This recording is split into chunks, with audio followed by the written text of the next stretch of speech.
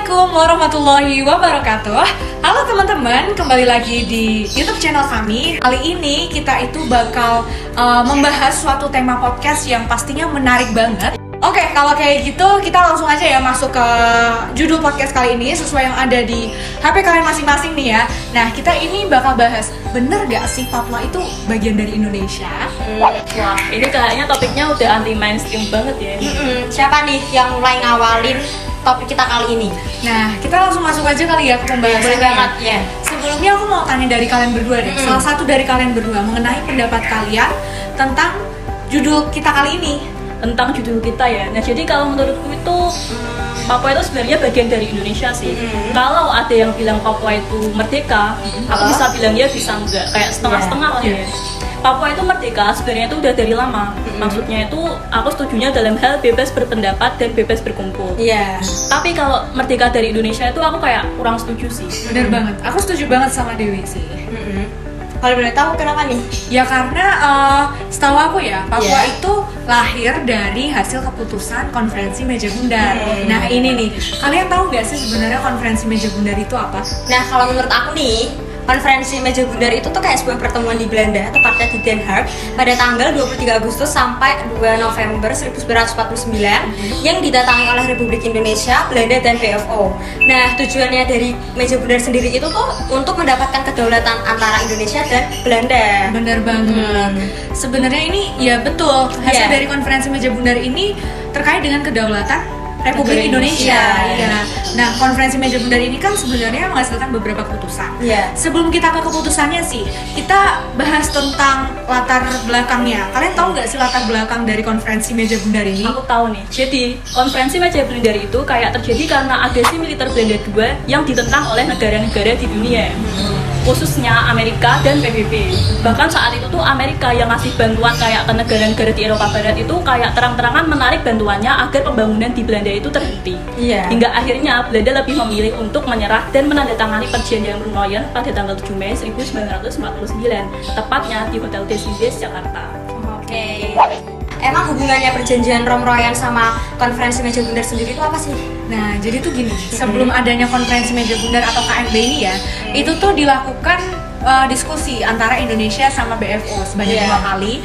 Jadi itu yang pertama tanggal 22 sampai 29 Juli di Yogyakarta dipimpin oleh Dr. Andes Muhammad Hatta. Yeah. Yang kedua itu dilakukan tanggal 30 Juli sampai 2 Agustus di Jakarta. Nah, setelah diskusi ini mereka itu sepakat bahwa abis ini itu bakal ada konferensi meja bundar di Den Haag, Belanda. Nah, kalau kita lihat ya, teknik dari perundingan ini tuh sebenarnya cukup unik loh, karena mereka itu pakai meja yang bundar, bukan meja kotak seperti yang kita pakai ini ya. Karena itu pasti lebih efektif daripada kita harus duduk berjejer-jejer kayak gini gitu. Tapi kalau menurut aku ya, efektif atau tidaknya sebuah perundangan itu kayak tergantung dari anggotanya nggak sih? Iya. Jadi kalau kualitas anggotanya nggak bagus itu ya kayak apapun tekniknya tuh kayak nggak Ya, sama ngaruh. aja gitu ya. Sama aja. Nah, tapi ngomongin tentang anggota sih, siapa nih perwakilan dari Indonesia yang datang ke konferensi meja bundar? Nah, untuk tokoh yang mewakili dari Indonesia sendiri itu diwakili oleh Dr. Andes Muhammad Hatta. Nah, untuk BFO itu diwakili oleh Sultan Pontianak, yaitu Sultan Hamid II. Dan untuk Belanda sendiri itu diwakilin oleh Mr. Van Maarseven.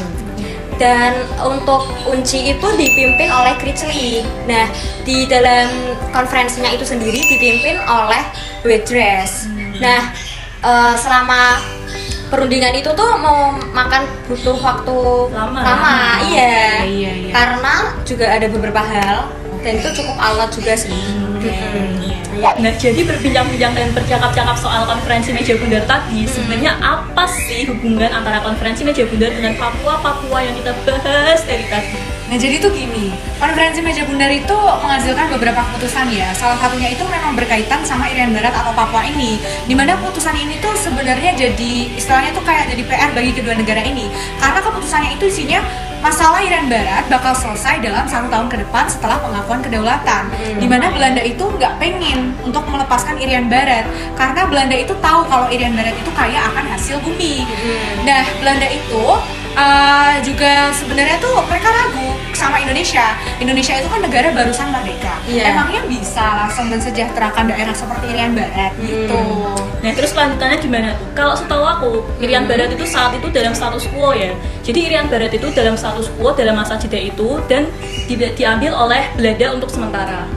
Nah, iya. Jadi kedua negara berdaulat itu tuh saling mengeklaim bahwa Irian Barat itu tuh merupakan negara yang kekuasaannya sah. Jadi nah itu adu klaim itu akhirnya itu mereka tuh saling istilahnya rebutan. Iya, benar, kayak rebutan. Dari jadi tuh Irian Barat itu akhirnya jadi duri lah di antara hubungan bilateral Indonesia dan Belanda. Akhirnya Soekarno itu meminta bantuan dari Blok Timur, dari Uni Soviet, dan Uni Soviet itu akhirnya oke, kita setuju, kita bakal ngedukung supaya Irian Barat bisa balik ke Indonesia. Tapi nyatanya nih sampai 1960 itu tidak menemukan titik terang gitu. Belanda tetap nggak mau nyerahin, malah justru dia menyerahkan Irian Barat ke UNITA. Nah setelah itu Belanda itu juga tetap pengen kalau Indonesia melakukan pepera gitu. Nah, aku tuh penasaran banget sebenarnya tuh pepera itu apa sih? Nah, aku pernah baca pepera itu penentuan pendapat rakyat. Jadi itu tuh kayak semacam pemilihan umum di mana rakyat Papua itu memilih apakah ia mau bergabung dengan Indonesia atau tidak. Pepera itu terjadi pada tanggal 2 Agustus 1969. Nah perlu kita ketahui ya, kalau pepera itu menghasilkan sebuah keputusan bahwa Papua itu tetap pengen jadi bagian dari negara Indonesia. Nah, akhirnya hasil pepera ini dibawa ke PBB dan pada tanggal 19 Desember 1969 nih, PBB akhirnya menyetujui gitu. Oh, berarti kan intinya nih, Papua itu kan termasuk milik Indonesia kan, cuman dirubah aja namanya dari Irian Barat menjadi Irian Jaya. Benar banget. Nyatanya sampai sekarang juga Papua masih jadi bagian dari Indonesia gitu. Berarti nih ya untuk teman-teman yang sering bilang kalau misalnya Papua baru merdeka itu hoax banget. Soalnya dari dulu tuh emang Papua milik Indonesia. Nah, pada tahun 1973 oleh Bapak Soeharto itu dirubah namanya dari Irian Barat menjadi Irian Jaya. Betul. Bahkan sampai sekarang itu Papua udah terdiri dari 2 bagian, yaitu Papua dan Papua Barat. Betul banget. Nah, for your information aja sih ya nih guys, kalau Indonesia itu sebenarnya udah istilahnya mengusahakan permasalahan ini tuh selama 11 tahun. Tapi iya, nyatanya Belanda itu selama kurun waktu segitu mereka cuek aja gitu loh. Akhirnya kita nggak, istilahnya tuh kayak kita udah marah banget lah. Akhirnya kita serahin ke PBB dan akhirnya PBB itu mengawasi sendiri pepera itu dan akhirnya keluar tadi keputusan itu gitu. Dan disetujui ya? Iya. Nah, bincang-bincang panjang lebar soal konferensi meja bundar nih ya. Menurut kalian berdua, apa sih pandangan kalian tentang konferensi meja bundar itu? Kalau menurut aku sendiri nih ya, konferensi meja bundar itu bagi Indonesia tuh kayak sebuah titik terang karena untuk mendapatkan kedaulatan dari negara Belanda dan untuk menyelesaikan sengketa antara Indonesia Belanda dan juga Indonesia tuh belajar menjadi sebuah negara.